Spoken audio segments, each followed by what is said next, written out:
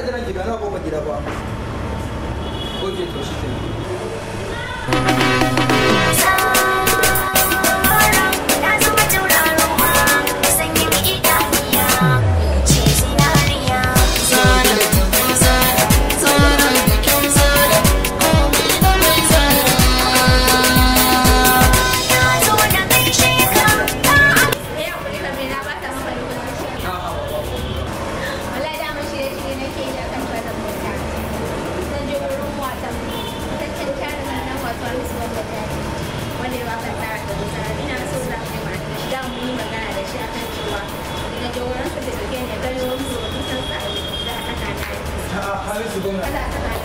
Hamisu gwamna za ki sace kai na taɓa ganin Aisha bala'in birnin sosai gaskiya na bashi goyon baya 100% ni ma ko zan so in gaishe amma na san har kika je gaishe to ni ma kamar na gaishe ba ko Allah ya sai maka daga nan ta kan ni ma na so shiga lafiya.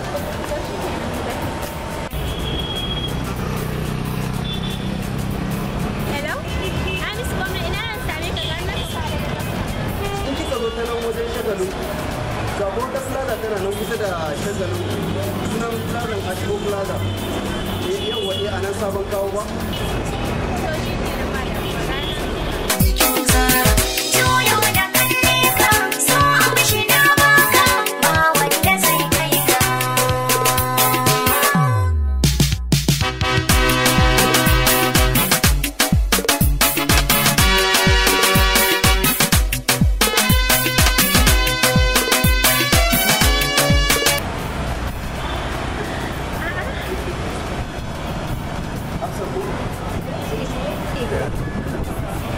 ashe da ban san ganka? mana san ai ma mutum ne kamar ba yana gani na ai yau na haɗu da mutumin da na hita ina son ganin shi yanzu dai inda haka dai ne yanzu wurin kurkusa ya kamata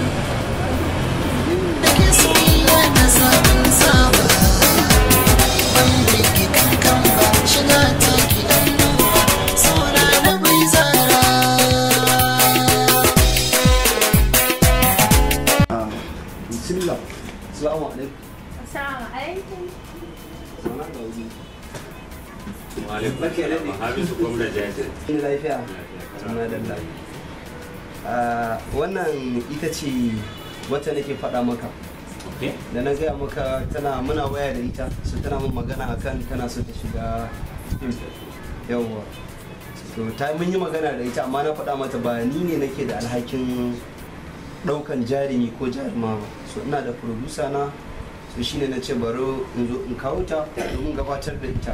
So idan akwai wasu tambayoyi da zaka mata ko kuma ita za ta maka, so idan ya so ga kade gata. Ba damuwa. So na ji dukkanin bayanan da shi jarumin namu ya yi mana, amma ke ko me yasa kike son ki shiga harkar na Hausa?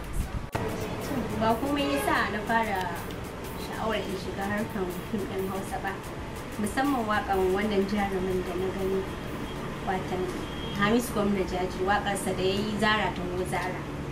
To tun a lokacin daga jarumin har jarumar da ji sun burge ni gaba ki ni ma ina sha'awar a ce na zama ɗaya daga cikinsu. Shi yasa har na nemi nambansa kuma da ƙyar na samu namban shi, sannan kuma na kira shi muka yi magana da shi ya ce mun ba shi yake da alhakin ɗaukan jarumi ko jaruma ba, yana da produsansa mai suna Junaidu M Lawal, shi ne ɗauko ne ya kawo ni gurin ka.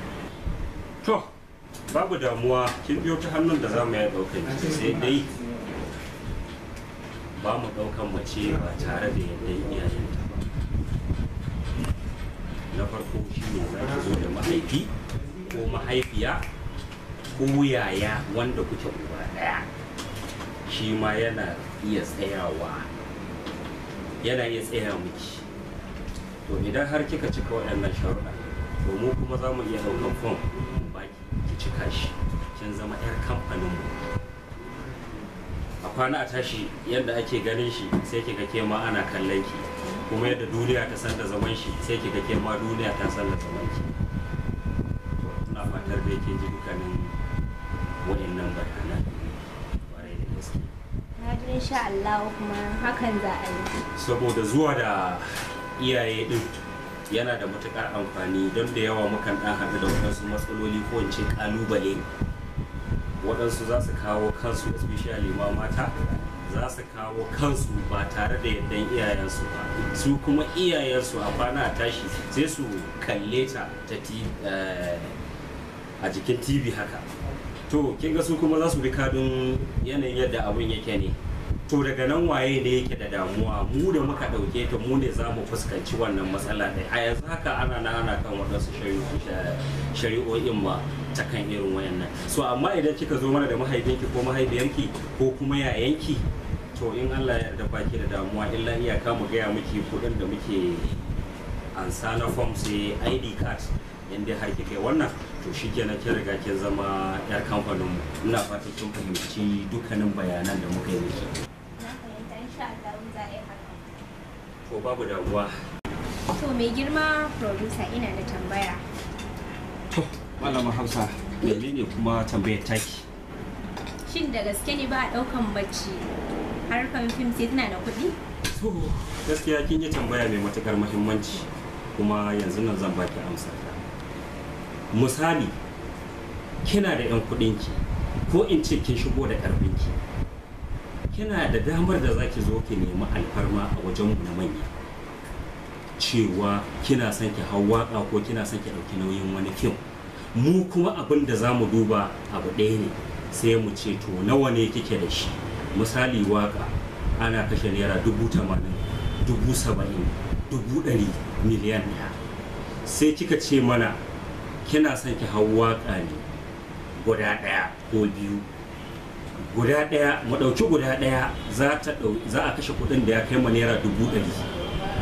Ki kuma kina son ki hau waka, kina da kuɗi. Tambayar da zan miki shine, ko in ce tambayar da za mu miki ita ce, nawa ne kike da shi? Kina da naira 30,000 ko 40,000, kin ga ai ba za su isa da ko? To mu a matsayinmu na manya 'yan kamfani, mu ne za mu ɗauki wannan abin da kika kasa wajen cikawa mu sanya miki. Yanzu ba kamfaninmu kike son shiga ba? Idan kika yi rijista da kamfaninmu, ba yana nufin sai lalai kamfaninmu kaɗai za ki ma aiki. Kowane kamfani yana da damar da za ki iya tafiya ki je ki aiki. Sharaɗin guda ɗaya ne, shine sai kin sanar da manya kafin ki tafi. To mai girman producer, ina da tambaya, kada ka gaji da ni. Shin da gaske ne ba ɗaukar mace harkar fim sai director da producer da jarumi sun yi amfani da ita?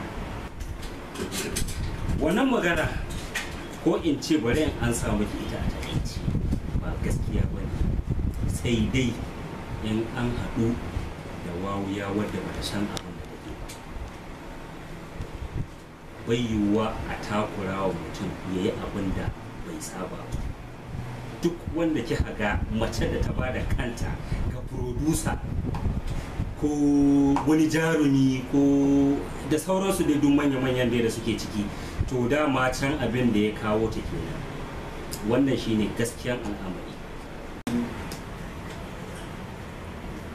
To shikenan, mu bari zo in taka mata. To babu damuwa, ba kuwa ga shi kin shigo ma ko tayin ruwa ma ba mu miki ba. To babu damuwa, sai mun ji. To shikenan, sai mun dawo. Taka mata. Hamisu gwamna. Na'am.